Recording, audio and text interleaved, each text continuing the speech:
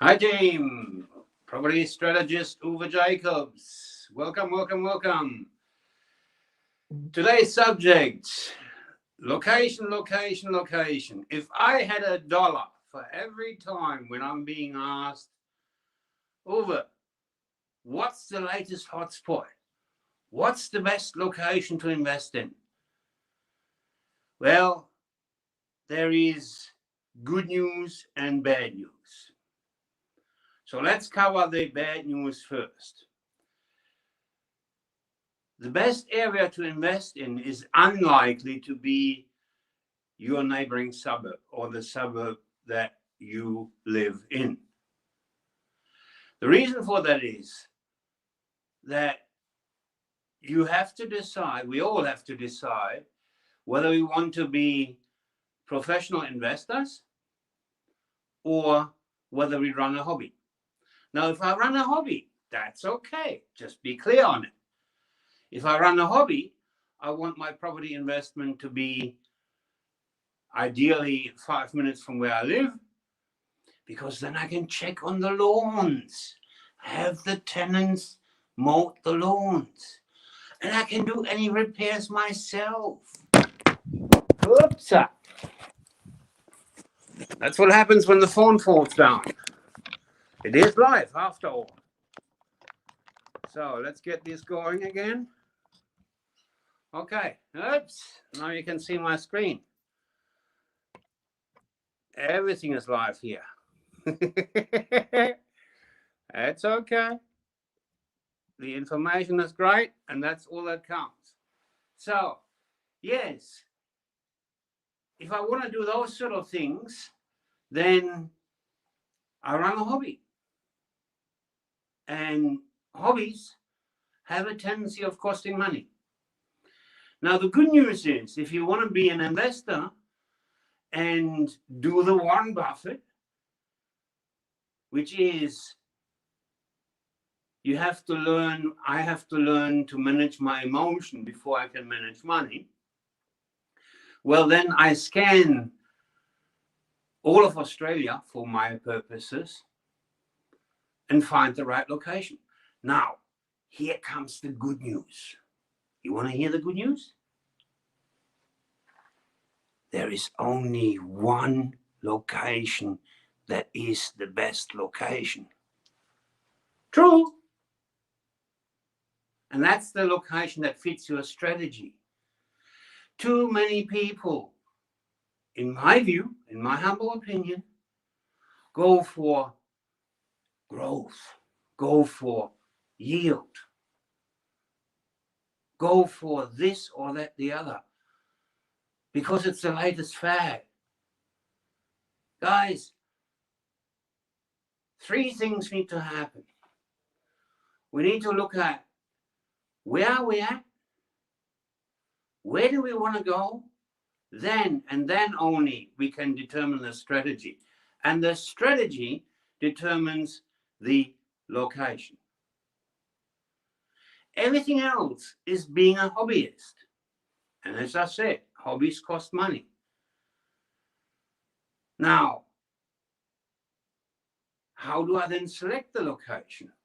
Okay, so let's say for argument's sake, my strategy is I want something that has got 5% rental yield, because that will make the property pay for itself completely with all cost and all these sort of things. But I want to find the highest growth that I can find. Well, you start off with doing offsite research.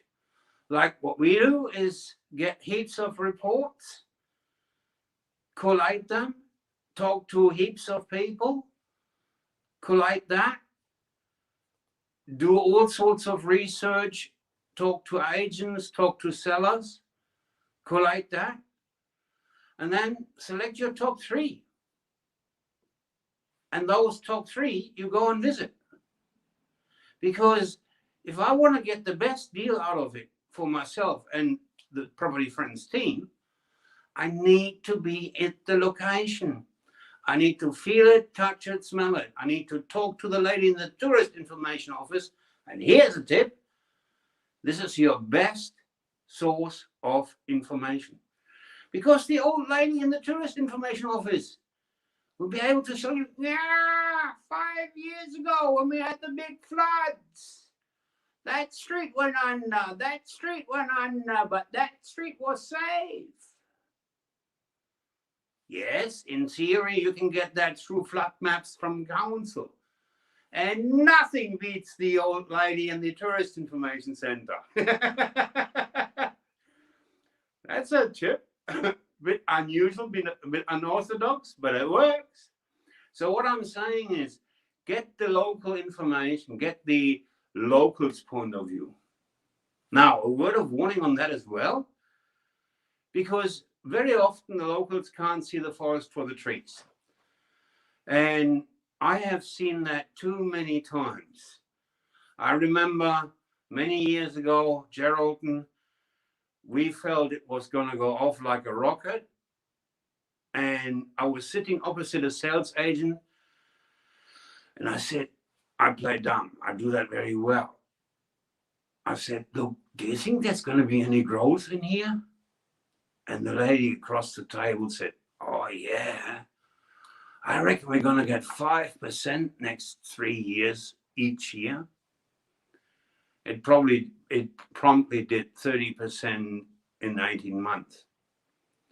So when you are in the market for a long time, you can identify the pointers that are likely to help an area to get into big capital growth. Now, let's be clear about that. This is not an exact science. This is crystal ball gazing. Now, I polish my crystal ball regularly. I don't know what you. Of course, you can stack the identifiers up one onto each other, and the likelihood is very, very high. But in the end, it is crystal ball gazing. So if anybody tells you they can guarantee capital growth, they're lying through their teeth. You can make it very likely, but nobody can guarantee it. And there are markets, like we have seen in Sydney, that for 7 years just lay flat. There are markets like Bowen that have gone back. But if you take it over the long stretch, 7 to 10 years, so that you catch a full cycle, you're bound to get the upswing. Talking about upswing, I'm going into 3 towns that are upswinging at the moment. So next week, I am going to be in Cairns, Townsville, and Bowen. I love those 3 markets. The rental vacancy in the far north Queensland, so that's Cairns to above, is 0.3%.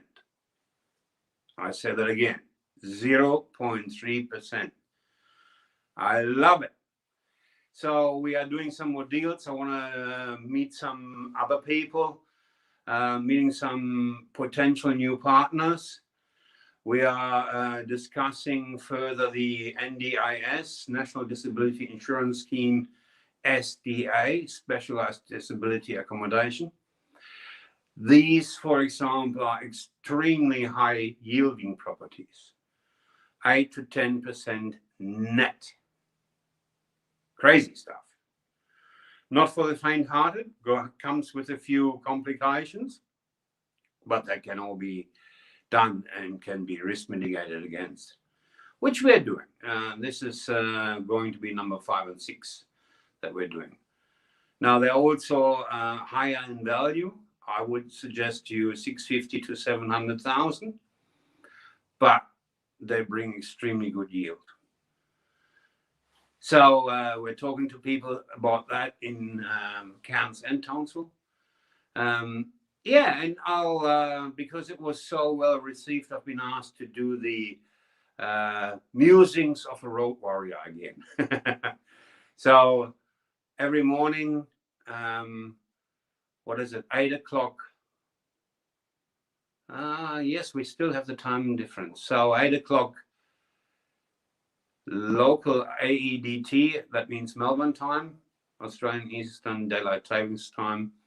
I'll do a Road Warrior report from the street in action.